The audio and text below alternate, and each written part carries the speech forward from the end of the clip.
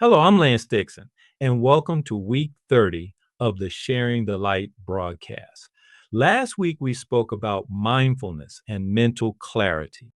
We addressed a lot of issues regarding what mindfulness is, how we define clarity, core functions of the mind, thinking, feeling, and wanting, and a variety of other things that would be very helpful as you strive towards becoming more mentally clear. This week, I'm going to speak about a subject that can be painful to many, and that is processing grief. I did not plan to cover this as one of our topics for this week. What made me choose this topic was that last week I got news that a man that I truly respect had a significant loss in his family, and my heart really goes out to him. Now, in respect, I'm not gonna go into specifics, and I'm not gonna mention any names, but that was the thing that made me choose to talk about processing grief. Grief is the one experience no one plans for, and the one experience that none of us escapes. We've all experienced some form of grief in our lives. Grief can be caused by numerous things: broken relationships, lost jobs, and any type of setback or disappointment can be responsible for allowing grief to seep into our lives. One of the most and one of the hardest forms of grief to process is the loss of a loved one. Grief is not weakness, it is the natural cost of love and investment. Psalms 127:30 states, "He heals the brokenhearted and binds up their wounds." Many of us turn to our spiritual connections of faith in times of grief. Today, I want to give you a framework not to rush through grief, but to move through it with intention. Grief is a whole person response. It's not just emotion. You have the emotions of sadness, anger, guilt, sometimes numbness, sometimes even an unexpected relief. All these can be emotions that you experience while going through grief. Physically, you can feel fatigued. You can't sleep. Your sleep is disrupted. You lose your appetite. And you have that feeling of heaviness. From a mental and cognitive standpoint, you can experience forgetfulness. You are just not there. You have difficulty concentrating, disorientation, and from a spiritual aspect, doubt can set in. You start to question various things. So now that we understand grief as a whole person response, let me tell you what grief is not. It's not a sign that something is wrong with you. It's not a problem to be fixed on someone else's timeline. It's not proof that your faith is weak. Grief is not the opposite of faith. In scripture, it states that Jesus wept, even knowing what came next. That's in John 11:35. Now, everyone who listens to this broadcast knows that I am a man of faith. But normally in these broadcasts and sessions, I don't really focus a lot on that aspect. But when you're dealing with grief, I have to share certain things, whether you can receive it or not. I share it so that it can be helpful for those who can receive it. There are basically 5 stages to grief. This is not a checklist.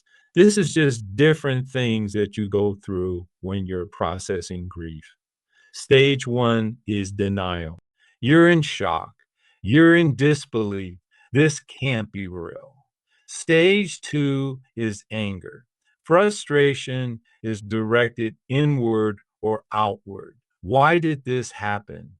Especially at this time. Stage 3 is bargaining. What if I had done something differently? How could I have avoided this? How can I get through this? Stage 4, depression. There's a deep sadness. There's withdrawal. There's hopelessness. And stage 5 is acceptance. Not, it's okay, but I can move forward from here.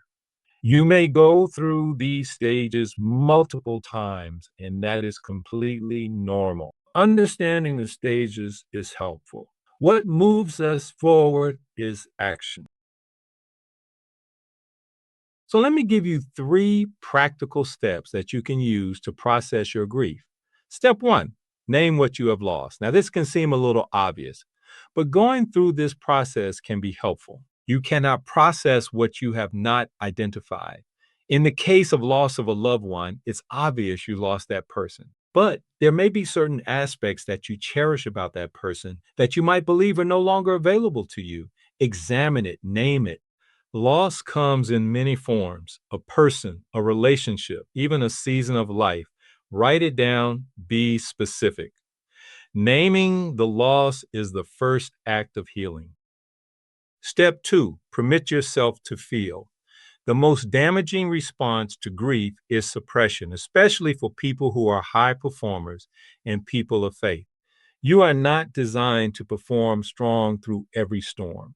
Your tears are not a lack of faith, they're an act of honesty.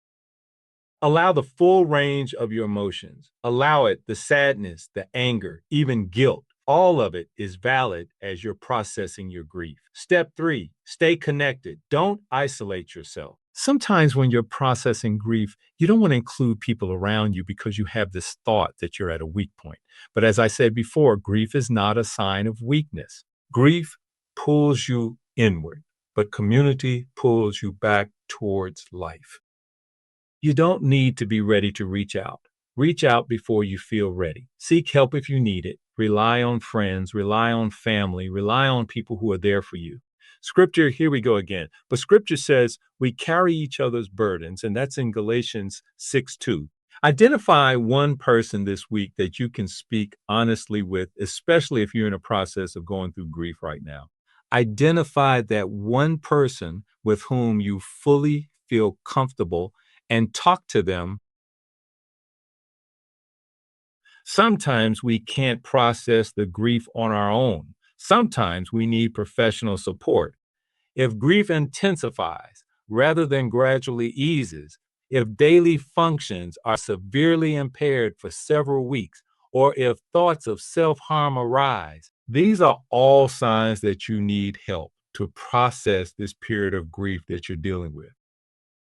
Seeking help is not weakness, it is wisdom applied to your own healing. Land on hope, not toxic positivity, but honest forward movement. Don't pretend. Be honest with your feelings. Be honest about your grief, your process. And this is not an easy transition. So take your time with it. Grief does not end, but it does transform.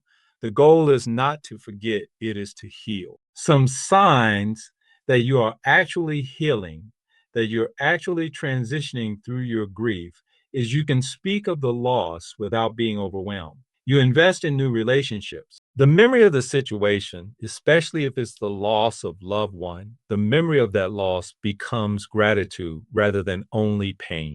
You're not focusing on the loss per se, but you're grateful for the time that you had with that person while they were there. You were not designed to be defined by your loss. You are designed to rise. Well, I hope this has been helpful. I hope, especially for my friend, you get a chance to listen to this and hopefully you will gain something from it. My heart and my prayers go out to you. Well, that's all I got for this week. As always, we have a document concerning processing grief that's going to be attached to this broadcast on whatever social media platform you actually see or actually use. And we also have many other things that can be helpful to our listeners. Well, that's all I have for this week. This is Lance Dixon signing out.